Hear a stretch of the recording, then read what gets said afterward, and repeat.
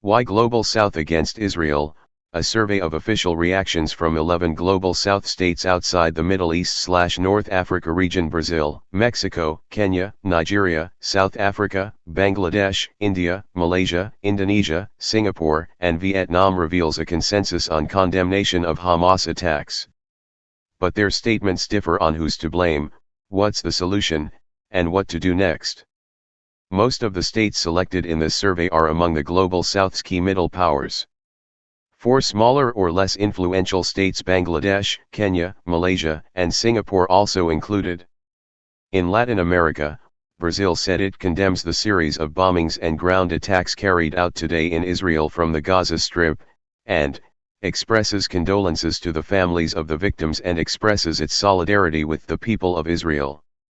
There is no justification for resorting to violence, especially against civilians, the Brazilian Ministry of Foreign Affairs wrote in a statement.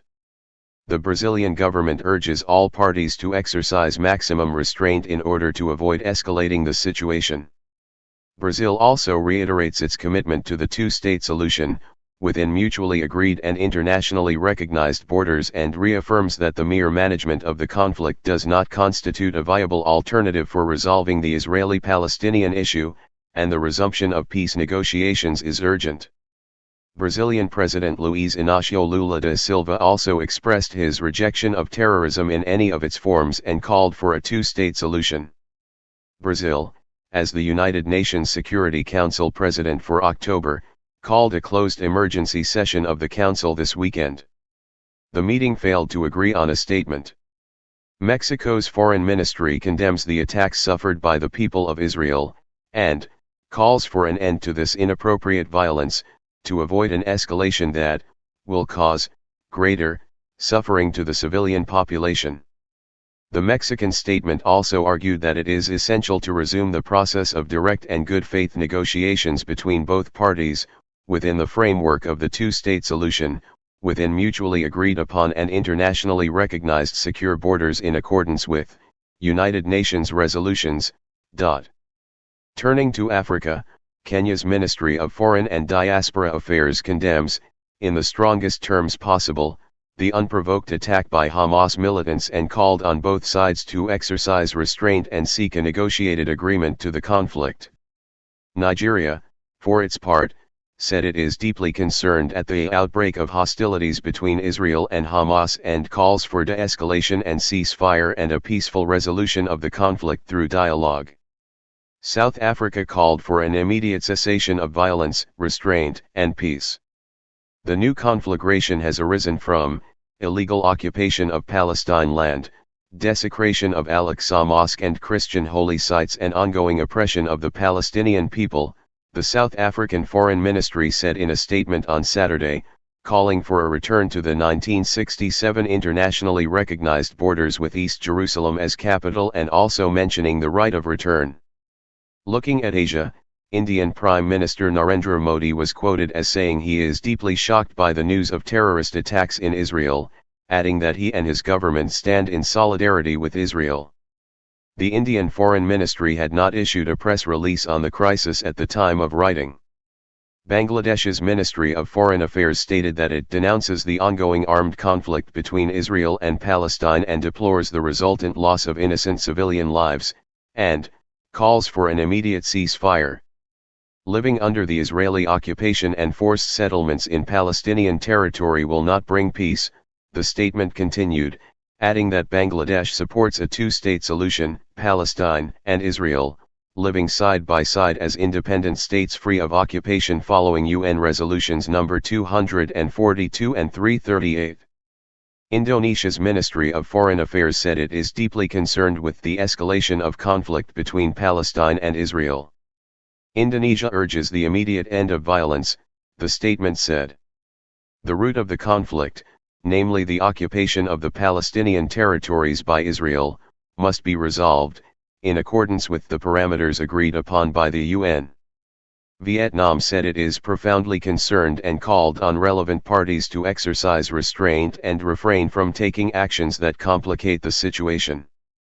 Hanoi added that it calls on relevant parties to soon resume negotiations to resolve disagreements through peaceful means, on the basis of international law and the relevant resolutions of the UN Security Council. Meanwhile, Singapore stated that it strongly condemns the rocket and terror attacks from Gaza on Israel, which have resulted in deaths and injuries of many innocent civilians. "We call for an immediate end to the violence and urge all sides to do their utmost to protect the safety and security of civilians," said a spokesperson for Singapore's foreign ministry. Malaysia said it is deeply concerned over the loss of so many lives due to the latest escalation of clashes in and around the Gaza Strip. "At this critical time, parties must exercise utmost restraint and de-escalate. The root cause must be acknowledged," the statement continued. "The Palestinians have been subjected to the prolonged illegal occupation, blockade, and sufferings, the desecration of Al-Aqsa, as well as the politics of dispossession at the hands of Israel as the occupier. There should be no flagrant hypocrisy in dealing with any regime that practices apartheid and blatantly violates international law," Malaysia's foreign ministry added. "Palestinians have the legal right to live in a state of peace within its own recognized borders based on pre-1967 borders, with East Jerusalem as its capital. While each of these 11 states has, as one could expect, condemned the horrific attack by Hamas, their statements reveal different leanings on Israel. India, though an official foreign ministry statement is still not out, currently seems closest to the Israeli and American position, by invoking terrorism with no mention of de-escalation, the two-state solution, or key UN resolutions on Palestine. Singapore too invokes terrorism. Kenya mentions terrorism indirectly, but calls the Hamas attack unprovoked. Though the official Brazilian statement does not mention the T word, Lula's comments clearly label the Hamas attacks as terrorism. The 7 other states have not characterized the attack as terrorism.